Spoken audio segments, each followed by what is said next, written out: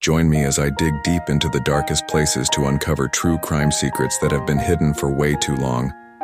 Secrets so disturbing, so terrifying, they could shake the very foundations of what we believe about justice, power, and even the people closest to us. True crime, a subject that grips us, fascinates us, and terrifies us in equal measure. Why? Because these stories aren't just fiction. They happened, they could happen again, and in some cases, they never really ended.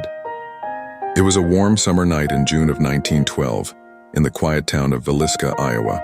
The Moore family and their two young house guests went to sleep, completely unaware that they would never wake up. Sometime after midnight, an unknown intruder entered the house. He moved silently, creeping through the darkened home with an axe in hand.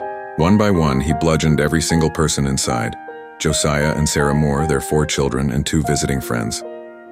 8 people. But here's where it gets even more disturbing. The killer lingered.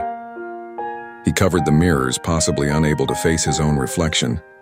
He washed his hands in a bowl of water, then pulled the sheets over his victims. But most chilling of all, he left a plate of food on the table, as if he sat down to eat after committing the massacre. Despite numerous suspects, including a traveling preacher who confessed, then recanted, no one was ever convicted. And here's the twist. Some believe that the Villisca axe murders were not an isolated event. Over the span of several years, eerily similar crimes were reported in other small towns. Families, slaughtered in their sleep with an axe. The weapons were always left behind. The doors were always locked. The motive? A complete mystery. Was it the work of a drifter, a hired assassin, or something even more sinister, an organized cover-up? And if this was the work of a serial killer, did they stop? Or did they simply change their methods? Fast forward to 1918. New Orleans, a city known for its vibrant music, lively culture, and for nearly 2 years paralyzing fear. A killer was on the loose, breaking into homes in the dead of night and hacking people to death with an axe. The murders had no apparent motive, no robbery, no revenge. But then something truly bizarre happened. The axeman wrote a letter to the press, claiming that he was a spirit from hell and that he would spare any house playing jazz music on the night of March 19th. The city obeyed. Every bar, every home, every street corner echoed with the sound of jazz that night. And just like that, the murders stopped, temporarily. Some believe the axeman was tied to the mafia, particularly the notorious crime boss Carlos Marcello, who may have used the killings as a smokescreen for his own deadly operations. But here's the real question. Was the axeman ever caught? Or did he, like the Villisca killer, simply vanish, waiting for the world to forget? Now let's move forward to the 1930s. Cleveland, Ohio, a different kind of horror. This time, the victims weren't found in their beds, they weren't even found whole. The Cleveland torso murderer didn't just kill, he dismembered.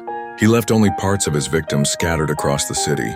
In total, at least 12, but possibly many more, were brutally mutilated. And yet the most disturbing part? The prime suspect was a well-respected doctor, a man with influence, a man the police chief personally suspected but could never convict. Was justice buried along with the bodies? And finally we come to a case that lasted decades. A case where a predator walked among us unnoticed, unchallenged. Between 1982 and 1998, at least 49 women vanished from Green River, Washington. They were young, they were vulnerable, and they were ignored. It took nearly 20 years to catch him. But when they did, the truth was staggering. He admitted to killing at least 71 women, possibly more. And how did he get away with it for so long? Because no one was looking for these women. Many were runaways. Many were sex workers. Society turned its back on them. And Ridgway used that to his advantage.